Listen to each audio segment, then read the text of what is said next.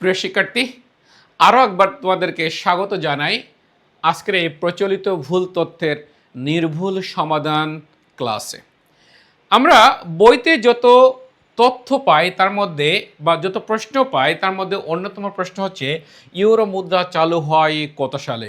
এই প্রশ্নটি বিশ্ববিদ্যালয় ভর্তি পরীক্ষা থেকে শুরু করে বিশেষ পর্যন্ত সকল চাকরি পরীক্ষায় কম বেশি কিন্তু এসেছে, তোমাদের জন্য অনেক বেশি ইম্পর্টেন্ট।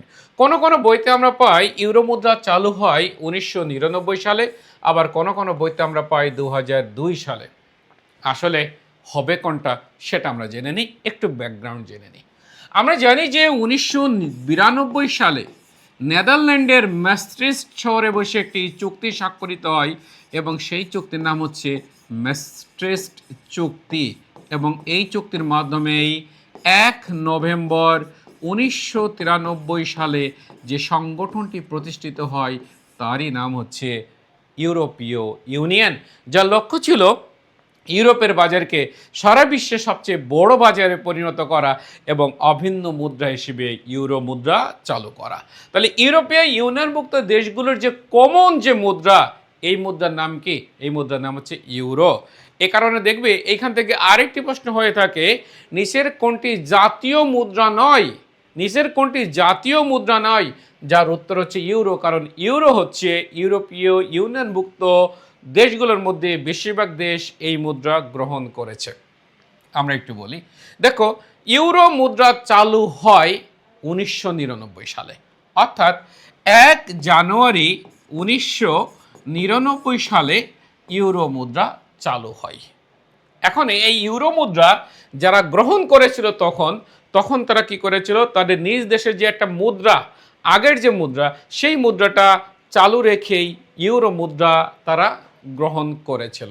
আমরা যদি বলি ইতালি, এই যে ইতালি ইউরো মুদ্রা 99 সালে গ্রহণ করার আগে ইতালির মুদ্রা কি ছিল? ইতালির জাতীয় মুদ্রা ছিল লিরা। আমাদের জাতীয় মুদ্রার নাম কি? টাকা। একইভাবে ইতালির জাতীয় মুদ্রার নাম কি ছিল? লিরা। এবং ইতালি 1999 সালে গ্রহণ করলো মুদ্রা কোনটা? ইউরো। কিন্তু ইতালি কোনটা বিলুপ্ত করলো না? লিরা বিলুপ্ত করলো না। এভাবেই 1999 সালে যখন ইউরো মুদ্রা চালু হলো, এই ইউরো মুদ্রা যারা গ্রহণ করলো তারা একই সাথে তাদের নিজস্ব মুদ্রা বা আগের মুদ্রা চালু রেখে ইউরো মুদ্রা গ্রহণ করলো এবং এই অবস্থা চলল 2002 সাল পর্যন্ত। 2002 সালের 1 জানুয়ারি ইউরোপীয় ইউনিয়ন নিয়ম করে দিল, যে সকল দেশ ইতোমধ্যে ইউরো মুদ্রা গ্রহণ করেছে সেই সকল দেশে তাদের আগের মুদ্রাটাও চালু আছে। কিন্তু আজকের তারিখ থেকে 1 জানুয়ারি 2002 সাল, খেয়াল করবে, 1 জানুয়ারি 2002 সাল থেকে কি হবে? তাদের আগের মুদ্রা বাতিল হয়ে যাবে এবং শুধুমাত্র একটা মুদ্রাই চালু থাকবে। যেমন আমরা যদি ইতালির কথা যদি বলি, ইতালি 99-তে ইউরো গ্রহণ করলো, তার আগের মুদ্রা চালু রেখেই তার আগের মুদ্রা বাতিল করলো না। কিন্তু 2002 সালে এসে কি হলো? 2002 সালে এসে ইতালির আগের মুদ্রা বাতিল হয়ে গেল এবং শুধুমাত্র ইউরো মুদ্রাই চালু থাকলো। এবং ইউরোপীয় ইউনিয়ন এটাও ঘোষণা করলো, আজকের এই তারিখ থেকে 1 জানুয়ারি 2002 সাল থেকে যে দেশ ইউরো মুদ্রা গ্রহণ করবে সেই দেশ ইউরো মুদ্রা গ্রহণ করার সাথে সাথেই তার আগের মুদ্রা বাতিল হয়ে যাবে। তাই ইউরো মুদ্রা কত সালে চালু হয় এটার উত্তর যেমন সঠিক 1999 সালের 1 জানুয়ারি, একইভাবে যদি প্রশ্ন করা হয় অভিন্ন ইউরো মুদ্রা চালু হয় কত সালে, তখন তুমি উত্তর দিবে 1 জানুয়ারি 2002 সালে। তাহলে আমরা যদি একটু শর্টকাটে আসি, যে যদি প্রশ্ন করা হয় ইউরো চালু হয় কত সালে, আমি উত্তর দিব 1 জানুয়ারি 1999 সালে। আর যদি বলা হয় অভিন্ন ইউরো কত সালে চালু হয়, অভিন্ন ইউরো মুদ্রা কত সালে চালু হয়, তখন আমি উত্তর দিব কি? তখন আমি উত্তর দিব 1 জানুয়ারি 2002 সালে। পাশাপাশি তোমরা জেনে রাখবে, ইউরোপীয় ইউনিয়নভুক্ত 21টি দেশের মুদ্রা ইউরো। ইউরোপীয় ইউনিয়নভুক্ত কয়টি দেশের মুদ্রা ইউরো? 21টি দেশের মুদ্রা ইউরো। এবং সর্বশেষ ইউরো মুদ্রা গ্রহণকারী দেশের নাম কি?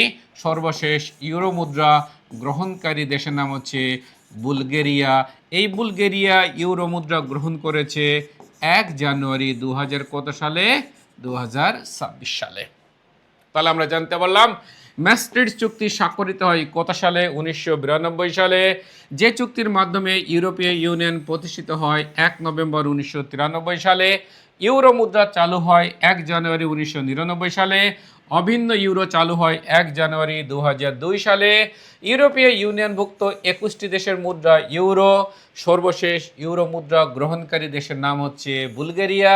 বুলগেরিয়াতে ইউরো মুদ্রা চালু হয় 1 জানুয়ারি 2026 সালে। এরকম চমৎকার ইনফরমেশন পেতে, এরকম চুলচেরা বিশ্লেষণ জেনে তুমি যদি কোনো প্রস্তুতি গ্রহণ করো, তাহলে সেই প্রস্তুতি হবে অত্যন্ত মজবুত। তুমি খুব সহজেই তথ্যগুলো মনে রাখতে পারবে। তাই আই এডুকেশনে চলছে এরকম দুর্দান্ত ক্লাস। তোমরা যারা তোমাদের বিশ্ববিদ্যালয় ভর্তি প্রস্তুতি খুব ভালোভাবে নিতে চাও, তারা জয়েন করতে পারো আই এডুকেশনে অ্যাডমিশন কোর্সে ভর্তি হওয়ার মাধ্যমে। আর আমার ক্লাস তোমাদের কেমন লাগছে?